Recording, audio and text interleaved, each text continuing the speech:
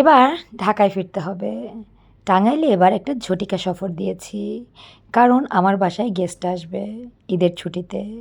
সেইটা অনেক আগে থেকেই প্ল্যান ছিল। টাঙ্গাইল আসাটাই আমার প্ল্যানের মধ্যে ছিল না।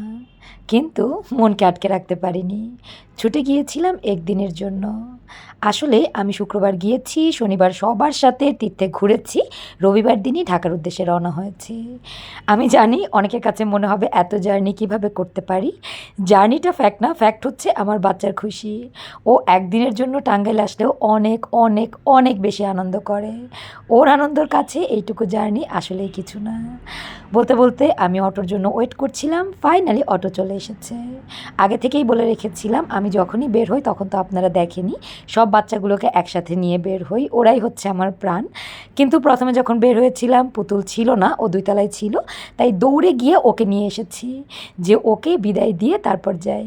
এই যে পুতুল বুড়িকে বাই বাই দিয়ে দিয়েছি, এবার আমাদের যেতে হবে। কারণ গাড়িতে ওঠার আর মাত্র কিছু সময়ের অপেক্ষা। আমার বাসা থেকে বের হতে হতেই 3:30টার বেশি বেজে গিয়েছিল, আর গাড়ি ছিল 4টায়।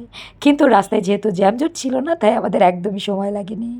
একদম অন টাইমে আমরা পৌঁছে গিয়েছিলাম, আর রাস্তাও ফাঁকা ছিল, তাই আমরা ঠিক 2 ঘন্টার মধ্যেই ঢাকাতে। আমার উনি অফিস থেকে আমাদের নিতে গিয়েছিল।